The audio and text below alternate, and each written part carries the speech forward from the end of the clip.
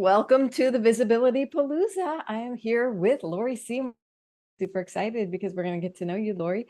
Hi, tell us about your name. What's your name and what do you do? I'm Laurie Seymour, and I am a quantum connection mentor, which sounds like a mouthful. And what it's about is helping people remember the truth of who they really are by activating and amplifying their connection with source. Beautiful. So, in 2 to 3 words, tell us about your specialty that you're going to highlight today. Have developed my own proprietary system called the quantum connection process. Beautiful. And so, who do you love working with? Who loves working with you? I love working with all kinds of coaches, with people that consider themselves conscious entrepreneurs, visionary leaders, company founders, people who have the feeling of, I know there's more, and I'm wanting to bring that into my life and into the world, and and I need help. So, tell us why you're so passionate about working with these people. Is there a story behind this? Oh gosh, so many stories because I've been doing this a long time. It's really the feeling of, first of all, that I grew up knowing that there was more, and that I didn't know how to connect with that because there was no one in my world that mirrored that back to me. And it many years, fast forward many years to experiences with a teacher where I started experiencing that, where even though all of the training as a psychotherapist and all of the human potential movement training and courses and study and all of that, I had not really felt that deep knowing of unconditional love, really of unconditional love. And it's that helps us to remember who we are and to do that consistently and sustainably. And that's what really changed in my life and why it feels so important, because there's so much in the world that is needed. And in order for people to bring that forward, their dreams, their gifts, their beauty, it takes that remembering who you are. I just want to take a deep breath and take that in. Um, it's really important. So, can you give us a little bit more of a story or something that helps people understand the power of your work? What seems to be most present for people when they're not remembering is self-doubt. Self-doubt, fear, feeling stuck or caught in the, well, I think there's this other thing, but I don't know. And then that doubt kicks in, and that doubt continues to get in the way of bringing forward, the passion, the gifts, the vision that you have. And without that inner connection with one's own inner guidance system, and that really goes beyond, it goes beyond intuition, it goes beyond our gut instincts to that consistent knowing. And so I'm thinking of, I was thinking before I came on today, who would I speak about? Because there's so many people that come to mind immediately, but there's someone that was just saying the other day, because I'm in the midst of finishing a book around remembering who you are and remembering that original connection. And she was saying, oh, I need this because I keep getting into such self-doubt. And in our work together, and we do it in many different forms, she remembers, she has the experiences of what she wants to bring in into the world and into manifestation, and then she forgets. And that's what's been shifting, and that's what shifts with so many people, because they start trusting what comes to them, what they hear, what they sense, what they know. And when you have that connection, then you can say, okay, this is a big thing that been given, but there's the frequency in the body. There's the energetic frequency that helps to support that. And that's my work, is that activation of those frequencies so that you can bring into being what you're here to do. Where would you start with someone who is in this place of self-doubt?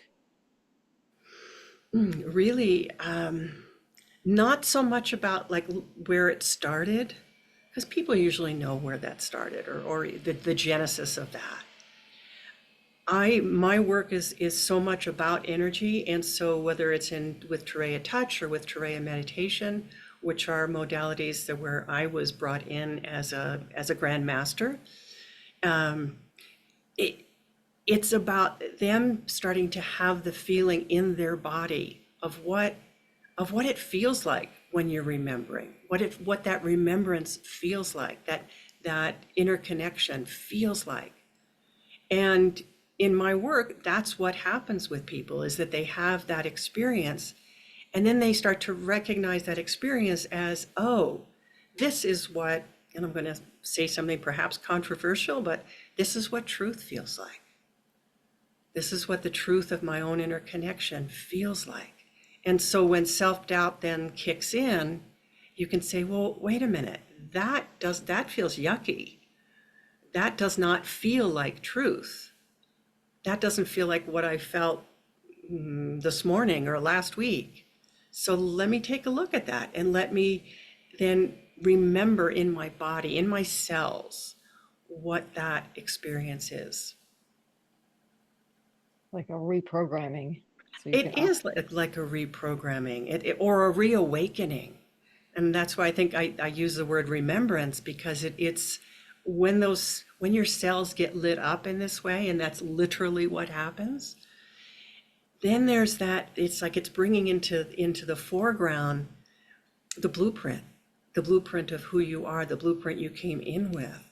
And that becomes activated in a way that allows you to tap into it, so that it becomes consistent and sustainable. And when you're trying to manifest something in the world, it's so important to not just have that original vision, but to have something that can sustain you all the way to implementation.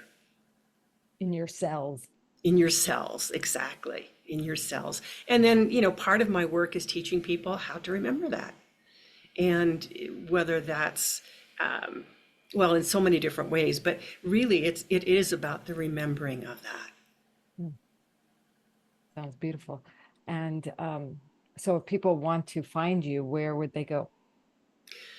They can go to my website, which is thebacainstitute.com. That's BACA. And that is named for a place in Southern Colorado where a group of us used to go for, oh gosh, about 25 years, and meet, because of our own inner research of what it was like to experience these energy transmissions. And then how did it change our lives? How did we then bring in more and more of those new frequencies into our everyday life? Because it's not about just having an experience and then forgetting about it. It's how do we bring it into everyday life? And so it changes your relationships and your relationship with yourself, as well as what you want to do in your work. That sounds more like a yoga practice than a one and done transactional thing, right? It's definitely more of a, yeah, how do I sustain this? How do I take some time each day to get quiet, enough to sense that inner voice, to hear it. And by inner voice, I'm really meaning however it is that you experience that, whether it's a feeling or a knowing or a literal hearing, allowing that connection sustains you. But it takes regular attention and practice and the willingness to receive it. So the bacainstitute.com was the short answer to your question. Beautiful. So next question. If you were speaking with a colleague, how would you tell them, or what would you tell them about the EBC and why they should be a part of it? Well, the reality is that I have brought so many people into the EBC over the years. I've been a longtime member. I was a senior member, went through the Certified Master Trainer program, and everybody that I brought in has really benefited from the camaraderie, the support, the the training of one sort or another, and the being with a really high caliber group of people who are dedicated to their own knowingness, to their own vision of what they want to bring into the world. And we can't do all of what we want to do alone. We can try, but it doesn't work nearly as well as having that foundational support of an organization like the EBC has been for me. We value you and everything you've brought to, including yourself and others, to the table here. I have a bonus question. What challenge or myth do your clients often think is normal before working with you that you know shouldn't be normal? Oh, that this is again a controversial piece, perhaps, especially for me coming from being a psychotherapist, being trained and being in practice for, for many years before I just said, I can't continue along that path. And it was because I didn't see that we needed to spend our whole lives being healed. We didn't need to spend our whole lives healing. And what I mean by that is we don't have to excavate. We don't have to go up and dig up old things. It's not about overlooking, because things naturally come up and then perhaps need to be addressed. However, the more we start to look at what our potential is as human beings, what our potential is as an individual human being, what is it that I am bringing in, that's when the remembering takes precedence over thinking you need to be fixed. So it's really comes down to, you're not broken, you're not fixed, you're not unfixable, you don't need to be fixed, but you do need to remember, and to do that in an active way, not a passive way. Ah, So one more thing I okay. want to say, so because it's just I can go on and on, but I won't. It's about surrendering to that big picture of who you are, and that can take some work for some of us. I was particularly hard-headed. And that's probably why you're so good at it. I think so. I would now I can look at that and say, oh, yes, look at the bridge that I've built in my own life, because I had forgotten so deeply. And yet there was always that inner knowing that lived at the same time, which made me feel kind of crazy. I'm thinking because you have this you were stubborn or whatever, you had a really intense journey maybe. Mhm. Um, it gave you a broader perspective to help others. Like you could kind of relate to every other person who has from a small challenge with this to a large challenge. Very much so, because it it's like I can step into that experience and not know the details of what someone else has gone through, but to have the feeling of what that push pull is, what it feels like. It gives me a really deep way of being able to both speak to that and appreciate that, and know that there is more. And Make so him I'm make holding it. that picture of what's possible and what is more. It's beautiful. That's awesome. Well, good. Anything else you'd like to add? Because we do have a few moments. Ah, something very simple about the recognition of what the breath brings to us. I mean, of course, it keeps us alive. But for me, the breath really has intelligence.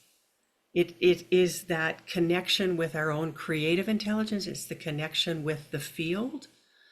And in that connection with the field, that is source. We are part of that. We're not separate from it. And that breathing in is one of the key ways we have of connecting with source, of connecting with the field, of connecting with the unlimited possibilities that are available. And so, just like we don't have to direct our breath to know what gases it needs to mix with and where it needs to go, it does it. It does it on its own. And that's the intelligence that we're breathing in and that we are part of. Almost like it does the remembering for us. If Yes, we it allow, is. if we allow If it we to, right? allow it, if we allow it. Exactly. That's beautifully said. Yeah. Awesome. Well, I have totally enjoyed this. I hope you have too. I have.